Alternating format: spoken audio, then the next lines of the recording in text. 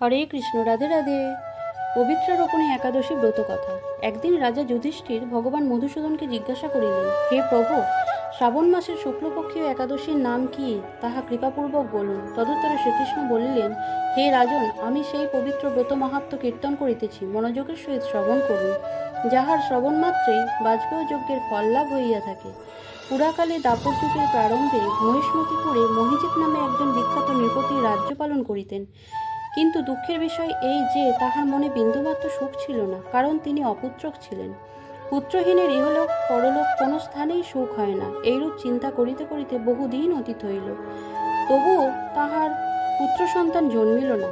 রাজা নিজেকে অতিশয় বয়োবৃদ্ধ জানিয়া চিন্তান্বিত হইলেন এবং প্রজাগণের সম্মুখে গিয়া বলিতে লাগিলেন, হে প্রজাবৃন্দ, তোমরা শ্রবণ করো। আমি এই জন্মে জ্ঞাতসারে কোনো পাপকার্য করি নাই, অন্যায়ভাবে আমার রাজকোষ বর্ধিত করি নাই, ব্রহ্মস্ব ও দেববৃত্ত কখনো গ্রহণ করি নাই, পরন্তু প্রজাগণকে পুত্রবৎ পালন করিয়া আসিতেছি। ধর্মাচরণ দ্বারা মহিকে জয়লাভ করিয়াছি, দুষ্টকে যথাবিধি দণ্ড দিয়াছি, শিষ্টগণ বিধিবৎ পূজিত হইয়াছে এবং দেশের পাত্রকে কদাপি অসূয়া করি নাই। হে দ্বিজোত্তমগণ, এই প্রকার ধর্মপথ অবলম্বন করিয়াও কেন আমার গৃহে পুত্র জন্মিল না, তাহা আপনারা কৃপাপূর্বক অনুসন্ধান করুন। নরপতির এই সরল বাক্য শ্রবণ করিয়া ব্রাহ্মণগণ প্রজা ও পুরোহিত সহ বনে গমন করিলেন। বনমধ্যে ঋষি সেবিত আশ্রমসমূহ দর্শন করিতে করিতে তাহারা জনৈক মুনিবরের সন্ধান পাইলেন। তিনি দীর্ঘায়ু, নিরোগ, জিতক্রোধ, জিতাত্মা, নিরাহার ও নিরালম্বভাবে ঘোর তপস্যামগ্ন, সর্বশাস্ত্র বিশারদ, ধর্মতত্ত্বজ্ঞ ও ত্রিকালজ্ঞ সেই মহামুনি ত্রিভুবনে লোমশ নামে বিখ্যাত। এক এক কল্প গত হইলে তাহার এক একটি লোম পতিত হইত মাত্র। তাহাকে দর্শন করিয়া সকলেই কৃতার্থ হইলেন এবং পরস্পর বলিতে লাগিলেন যে আমাদের বহু জন্মের ভাগ্যফলে এই মুনিবরের সাক্ষাৎ মিলিল। অতঃপর ঋষিবর তাহাদিগকে সম্বোধন করিয়া বলিলেন, কি কারণে আপনারা এখানে আসিয়াছেন এবং কেনই বা আমার এত প্রশংসা করিতেছেন, তাহা স্পষ্টরূপে ব্যক্ত করুন। আপনাদের মঙ্গল যাহাতে হয় আমি নিঃসংশয়ে তাহার চেষ্টা করিব। তখন ব্রাহ্মণগণ বলিতে লাগিল, হে ঋষিবর, আমরা যে উদ্দেশ্যে এখানে উপস্থিত হইয়াছি তাহা কৃপাপূর্বক শ্রবণ করুন। এ বিশ্বে আপনার ন্যায় শ্রেষ্ঠ ব্যক্তি কোথাও দেখা যায় না। মহিজিৎ নামে আমাদের রাজা নিঃসন্তান হওয়ায় অতি দুঃখে দিনযাপন করিতেছেন।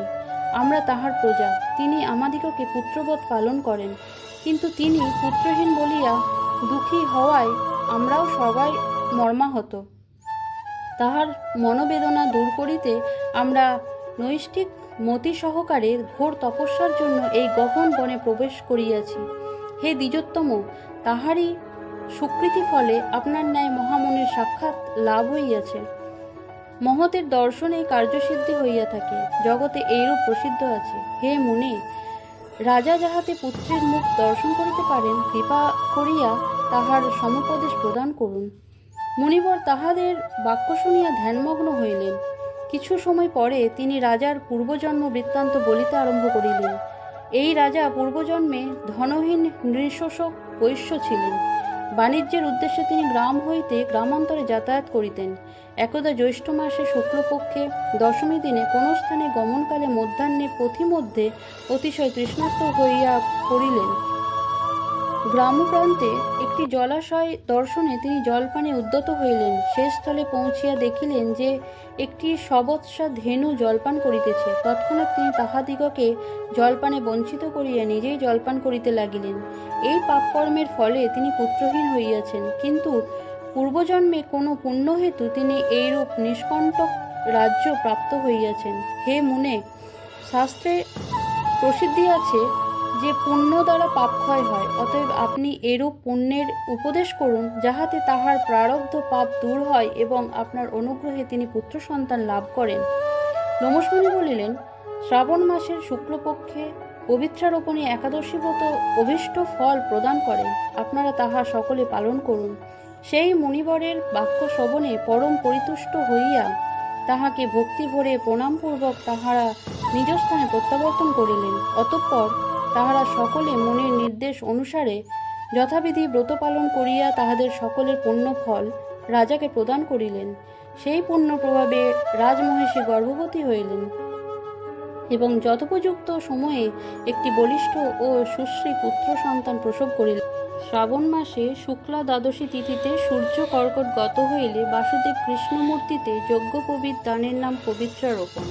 পূর্বদিনে অধিবাস করিয়া গোদহান্তরিতকালে গুরু ও ব্রাহ্মণদিগকে প্রণাম করত মঙ্গল গীত কীর্তনের সহিত রাত্রি জাগরণ কর্তব্য। তৎপর স্বর্ণ রৌপ্য তাম্র এবং কষায় বস্ত্রসহ ব্রাহ্মণ ও বৈষ্ণবদিগকে যথাবিধি অর্জন করিতে হইবে। ব্রাহ্মণ, ক্ষত্রিয়, বৈশ্য, শূদ্র সকলে স্বধর্মে অবস্থিত হইয়া ভক্তির সহিত এই পবিত্রারোপণ উৎসব পালন করিবেন। যদি ভক্তিমুক্তিকামী ব্যক্তিগণ এই ব্রতোৎসব শাস্ত্রানুযায়ী পালন না করেন, তবে তাহাদের সকল পূজা নিষ্ফল হইবে।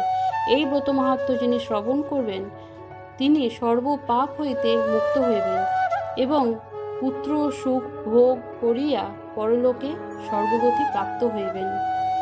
অথ পবিত্রারোপণী একাদশী ব্রত মাহাত্ম্য সমাপ্ত। হরে কৃষ্ণ। রাধে রাধে।